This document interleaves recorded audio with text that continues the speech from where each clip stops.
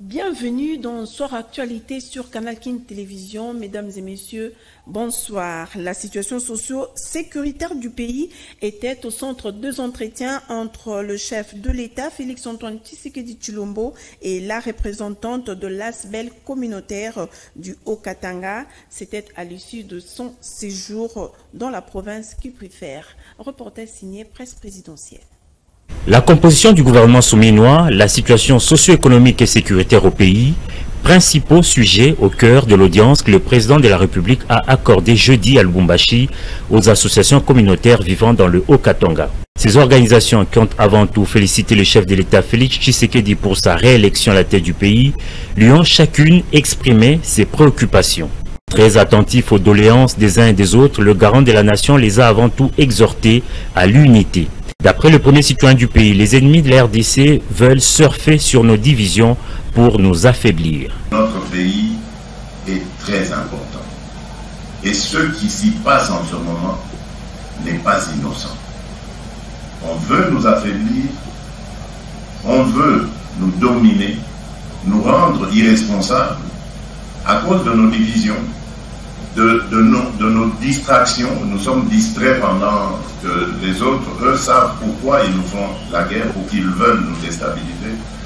Pourquoi est-ce qu'ils sont en train de déplacer nos populations dans certaines zones du pays. Et nous continuons nos petites querelles, nos petites divisions, nous regardons qu'à notre nombril sans vraiment nous préoccuper de l'espace national qui est pour moi un don de Dieu, que nous n'avons pas le droit de galvauder. Donc, chers compatriotes, moi je vous appelle d'abord à ce sursaut patriotique, cette prise de conscience. Mettons-nous ensemble et travaillons à reconstruire notre pays. S'agissant de certaines frustrations exprimées quant à la composition du gouvernement souminois, le président de la République invite ses compatriotes à attendre les réalisations ou mieux les résultats de cette équipe. Le gouvernement de Mme Souminois qui est là a été instruit pour travailler sur la réalisation, la matérialisation des 6 engagements que j'avais pris devant le peuple. Et je veux qu'à la fin de ce mandat, je puisse dire à mes compatriotes, voilà ce que j'ai fait. Le président a en outre sollicité l'accompagnement de tous pour la mise en œuvre de ces 6 engagements pour le développement du pays. Félix Tshisekedi s'est dit optimiste quant à l'avenir du pays et compte beaucoup sur la jeunesse qu'il tient à former et à éduquer pour faire face aux défis futurs. Poursuite de la plénière consacrée à l'interpellation du directeur général de la Direction générale de recettes de Kinshasa, DGRK. C'était le vendredi 21 juin 2024 à l'Assemblée provinciale de la ville-province de Kinshasa sous la conduite de Lévi Mbuta, président de cet organe. Mifikana, rendu par Mario Ambongo. La plénière consacrée à l'interpellation du DG de la DGRK s'est poursuivie le vendredi 21 juin à l'Assemblée provinciale de Kinshasa. Sous la conduite de son président, Lévi Mbuta, Miché Moussaka Mayelenkaingai a répondu aux 32 préoccupations soulevées par les élus de la capitale lors du débat de la plénière précédente, de la gestion du personnel, de l'évolution de l'effectif des agents, du patrimoine de la DGRK. Le numéro 1 a brossé toutes les questions. S'agissant de la question du personnel ainsi que l'évolution de l'effectif des agents de la DGRK dont il est accusé du recrutement pléthorique, le numéro 1 de la DGRK a souligné qu'il n'a jamais eu l'augmentation double de l'effectif du personnel. De 2020, il y a eu 2280 agents, en 2021, 2879 agents. Lors de ma prise de fonction, 4038 agents jusqu'à nos jours, a-t-il déclaré devant les élus de la capitale. Après la réplique du DG de la DGRK, l'interpellateur Steve Mulumba, absent, qui a délégué le député provincial Nicolas Webankoy, dit ne pas être satisfait des réponses apportées par le DG de la DGRK. Pour ce faire, il a sollicité une motion de défiance contre le directeur général de la DGRK, selon le règlement intérieur de l'Assemblée provinciale de Kinshasa. L'initiateur de l'interpellation a 48 heures pour déposer au bureau la motion de défiance contenant 5 signatures avant son alignement à la plénière pour le vote. L'interpellateur a sollicité que le DG de la DGRK, qu'une motion de défiance soit voté contre lui. Et ce qui a été lu. Et selon la procédure, pour qu'une motion soit recevable, 5 députés doivent signer la dite motion, déposée au bureau de l'Assemblée provinciale, qui va devoir fixer la nouvelle plénière pour que les votes puissent avoir lieu. Mais c'est Michel demeure le DG de la DGRK, il engage la DGRK jusqu'on sait qu'une motion soit votée les destituants. À la fin de la plénière, quelques députés provinciaux se sont exprimés au micro de Mifikana. Suivez. Le DG de la DGRK n'a pas satisfait l'initiateur de l'interpellation. Des députés qui sont pour cette motion de défiance. Et lors de la prochaine plénière, l'Assemblée va faire passer au vote cette motion de défiance. C'est alors les élus du peuple vont donner leur dernier mot en rapport avec les DG de la DGRK. Donc jusque-là, on peut dire que l'Assemblée se prépare à la prochaine plénière pour voter pour ou contre sur la déchéance du DG de la DGRK. Vous savez que quand vous avez géré. Même après votre gestion, vous êtes coupable des actes que vous avez posés. Alors si on constate que le ministre des Finances a été fautif, même après la remise et reprise, après la sortie du gouvernement, les grèves qui lui seront reprochées, il va répondre devant la justice. Mais là, ce n'est pas question de ministre des Finances parce qu'il n'a été nullement évoqué. C'est la question du DG de la DGRK, à moins que pendant ces moyens de réponse, s'il sera déchi, dire qu'il a été soit manipulé ou poussé par le ministre des Finances. Là, on va évoquer cette question. Mais pour aujourd'hui, je voudrais qu'on reste dans la matière traitée. La matière était celle de l'interpellation. En justice, l'auditorat militaire des garnisons de Kinshasa-Matete a transféré au CPRK, ex-prison centrale de Makala, ce samedi 22 juin 2018, 48 présumés bandits urbains communément appelés Kuluna qui sèment la terreur dans la ville de Kinshasa. Reportage de Jojo Mutombo et rendu par Jules Boulembi. Suivez. La prison centrale de Makala a de nouveaux sociétaires. Au total, 48 présumés bandits urbains communément appelés Kuluna à être transférés par l'auditorat militaire des garnisons de Kinshasa-Matete ce samedi 22 juin 2024. Ces jeunes gens provenant de l'inspection provinciale de la police IPEKIN ont été arrêtés et déférés à la justice militaire pour motif de troubles à l'ordre public, vol, extorsion et autres. De faits considérés comme étant actes terroristes conformément aux articles 157 et 158 du Code pénal militaire. Leur enregistrement a eu lieu en présence de l'auditorat supérieur militaire, le colonel Lita Jean, qui a tenu personnellement de superviser la procédure afin d'éviter par advertance que d'autres prévenus se retrouvent dans les lots et a pris en charge la restauration de ces présumés avant leur départ pour la prison.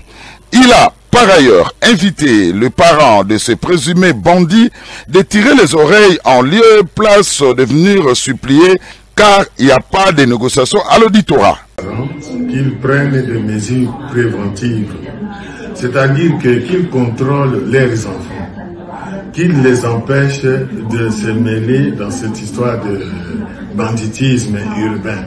Au lieu de venir nous déranger, parce que tous les jours, lorsqu'on les amène ici, il y a un grand attroupement dehors. Ils savent que leurs enfants ne seront jamais libérés. Mais malgré tout, les mamans viennent toujours. Bon, c'est tout à fait normal. Alors moi, je dis à toutes ces mamans de prendre des mesures préventives pour retenir les enfants à la maison. Parce que chez nous, ici, lorsque les Kuluna arrivent, on les envoie directement en prison. Il n'y a pas d'amende, il y a rien du tout. Et que ces mamans-là, qui viennent ici suivre les enfants, ne s'hasardent pas à donner l'argent à gauche ou à droite. Il faut signaler que sur place, à la prison centrale de Makala, ces présumés bandits vont répondre de leurs actes devant le juge compétent. Voilà, vous l'avez corrigé avec moi. Ces Kuluna ont été transférés ce samedi 22 juin 2024. Autre chose, le colonel Mohamed Kabongo de la circonscription de Moamba a appréhendé quelques personnes qui volent des motos. C'est un véritable réseau qui a été démantelé. Reportage signé Joël Pembele et Mario Ambongo.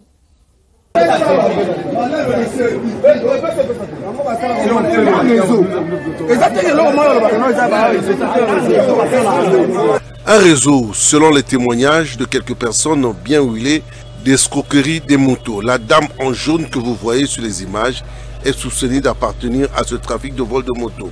Les faits se déroulent dans le commissariat de Moamba, de la police nationale congolaise, où elle a été acheminée par les services de la police. Le commandant Kassongo Mohamed, qui a décidé d'assainir Moamba des actes des civiques, continue à appréhender plusieurs malfrats et Koulouna dans ces circonscriptions. Les détails.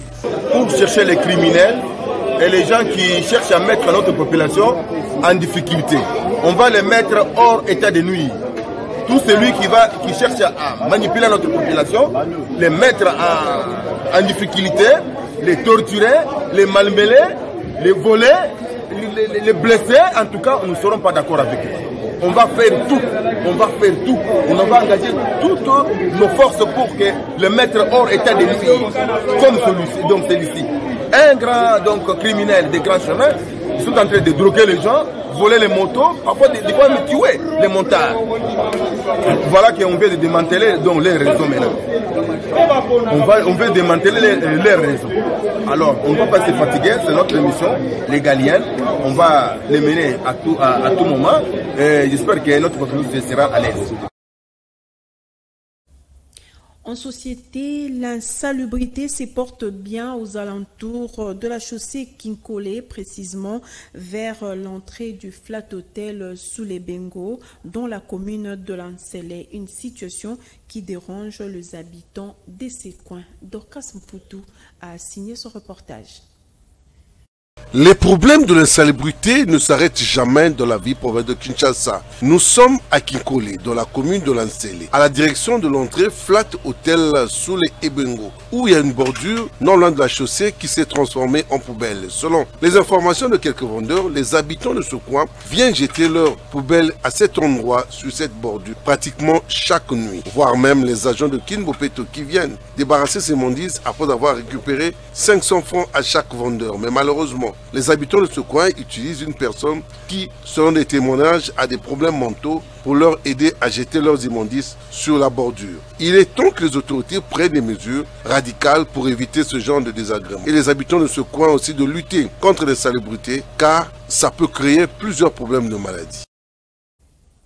Toujours en société, l'avenue Oya dans la commune de Kintambo, dans son tronçon compris entre l'avenue Komoriko et le rond-point magasin, est devenue impraticable à cause des eaux usées de ménage qui ont créé un lac artificiel et empêchent la fluidité de la circulation, que ce soit de véhicules comme des piétons. Reportage de Nancy Mianda et Shoming Kassiama. Depuis 4 ans, les habitants de l'avenue Oyua, située au quartier Kilimani, dans la commune de Kintambo, vivent dans un calvaire inexplicable. Et c'est suite aux eaux usées provenant d'un caniveau débouché. Ces eaux usées dégagent une odeur nauséabonde, entraînant la fermeture des activités commerciales. La population s'en plaint éperdument. C'est Oya. Qu'est-ce que ça signifie Oya? Mais c'est l'Afrique. C'est l'Afrique, l'Oya c'est l'Afrique.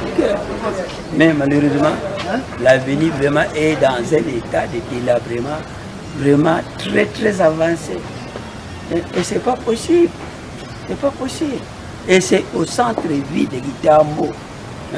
Kitambo quand même c'est parmi les communes de réputation. Donc vraiment nous demandons aux autorités de faire tout pour venir réhabiliter cette avenue-là qui porte le nom de Oya.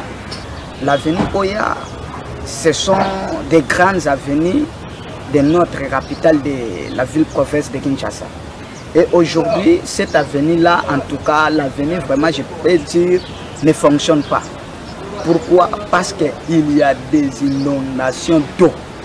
des gens qui vendent, ils ont fui, même les possesseurs des parcelles, ils ont abandonné leurs parcelles concernant d'autres. Alors pour moi, si l'État vraiment doit aider cette avenue, qu'il puisse créer des caniveaux, des grands caniveaux là, pour soutenir cette avenue. Parce que c'est que les Chinois sont en train de fabriquer, ça ce sont des caniveaux. Des voix s'élèvent pour que des mesures idoines soient prises par les autorités municipales et urbaines, car les habitants du quartier Kilimani, dans la commune de Kintambo, sont exposés à plusieurs maladies. Inondés par les eaux des pluies depuis déjà plusieurs mois, les habitants du quartier latin à Yolo Sud n'ont jamais regagné leur domicile.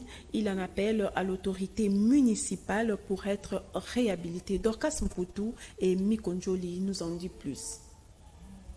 De l'eau de bout en bout, cette avenue située au quartier Yolo, plus connu sous le nom de quartier latin, est submergée d'eau pendant la saison des pluies jusqu'à la saison sèche, comme vous le voyez sur ces images. De l'herbe continue à pousser. Ici, les entrées n'existent plus, ou peut-être que de nom.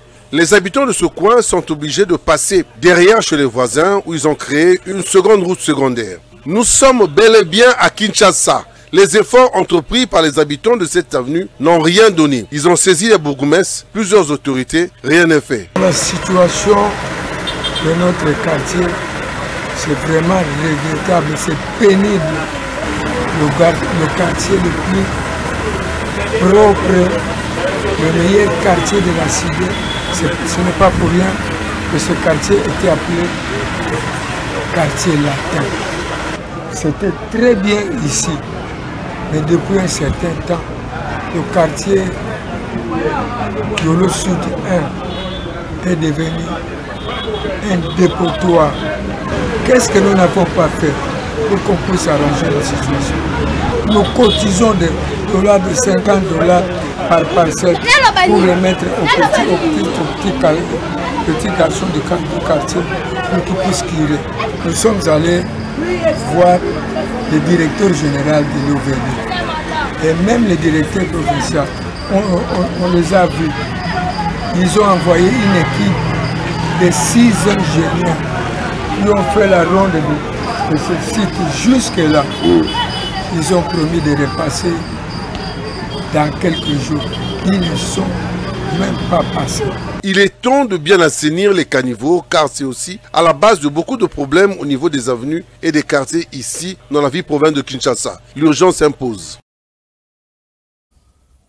Une insolite, selon les témoignages des habitants de la commune de Kalamou, une femme légalement mariée aurait commis un acte sexuel avec un homme célibataire et les deux organes génitaux seraient restés en contact permanent sans se séparer. Des faits récusés en bloc par le bourgmestre de la commune de Kalamou. Reportage de Nancy Mianda et Mikonjoli. Un acte pervers aurait été commis dans la commune de Kalamou. Une femme légalement mariée aurait eu des relations sexuelles avec un homme célibataire. Après la pénétration et l'acte sexuel, les organes génitaux de l'homme et de la femme seraient restés en contact permanent sans se séparer. Les efforts fournis par les amoureux des circonstances pour séparer leurs organes génitaux auraient accouché d'une souris. Selon les bourgmestres de la commune de Kalamou, ces informations relèvent d'une véritable utopie. Des arguments récusés en bloc par les habitants de cette municipalité qui confirment les faits. Parce que je viens d'entendre ici qu'une personne faisait l'amour avec une femme et bizarrement et spirituellement ils sont bloqués ensemble. Donc c'est vraiment pas croyable ce qui se passe actuellement dans notre pays. Pendant que j'avais si c'est un message avec une femme mariée ici, qui est parti ici, dans lequel ils ont fait le passage du chemin. Aux autorités compétentes de mener des enquêtes appropriées afin de repérer les personnes concernées et confirmer ou infirmer les faits évoqués. Sport à présent, lutte, ouverture de la première édition de l'Open de cette discipline organisée par la Lilakine. De nombreux combats de lutte en style libre olympique ont tenu en ébullition les férus de cet art démarré le vendredi 21 juin 2024 au gymnase de la police nationale congolaise dans la commune des Lingwala. Reportage de Jules Boulembi. De la Fédération honorable Kitali, nous déclarons ouvert l'Open des... Pichouba Kambou, secrétaire général de la Fédération congolaise de lutte et associés FECOLUTA, a prononcé le mot d'ouverture de la première édition de l'Open de la Lilakine. Le début de la compétition vendredi au gymnase du commissariat général de la police nationale congolaise dans la commune de Lingwala pour 3 folles journées de la compétition.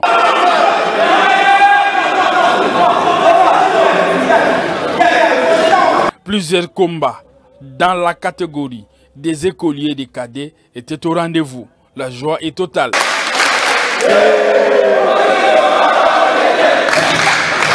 Le programme de la journée inaugurale accompli, Barobo Dileta Okaya Arnaud, président de la Ligue de lutte de Kinshasa, invite les parents à venir encourager les athlètes. On a l'obaki et kokisami, liter bamati, babundi le binoni sobomoni. Vraiment, na bengi lisusu baliter ya ville Kinshasa, ba participer na Open abiso, Open abino baliter yangoyo. Et prix ezali, makamuno ezali. Oyo nyonso abandai ko raisonner que Open ekozala te, lelo épreuve yangoyo biso nyonso tomoni bana babundi. Donc Open ezali de 3 jours, lelo lobby et tina dimanche to clôturer pour la finale. Donc Open bitumbezali. Les invités des marques de cette entité sportive, à savoir Daniel Yeli et Jacques Kabois, respectivement députés provinciaux de Kinshasa et le président pays de l'Assemblée de la jeunesse de l'Union africaine en RDC, n'ont pas caché les impressions. Lelo Open Oyo ezala vraiment eloko moko oyo ekosangisa ba jeune oyo ekosala keto ezala vraiment uni. Pour jeunesse lelo eza un peu éparpillé. Alors, et ça là vraiment, je vais d'abord répéter ce que j'ai dit aux jeunes qui ont pris part aujourd'hui aux assises. Moi, je pense qu'ils doivent ressortir de ce Open avec 2 messages clés ou 2 mots clés. Premièrement, la discipline. Cette discipline qu'ils appliquent sur le tatami, ils doivent l'appliquer également en dehors du tatami, c'est-à-dire dans leur quartier respectif, afin qu'ils puissent transmettre la paix et la sécurité. Ce samedi, l'Open de Kinshasa en sera à sa 2e journée en attendant la clôture de la compétition prévue dimanche 23 juin prochain au même endroit. Voilà, c'est par là que nous bouclons complètement cette édition. Au nom de l'équipe technique rédactionnelle, nous vous disons merci de nous avoir suivis et bon week-end chez vous. Le prochain numéro, retrouvez Sylvain Malanda. Au revoir.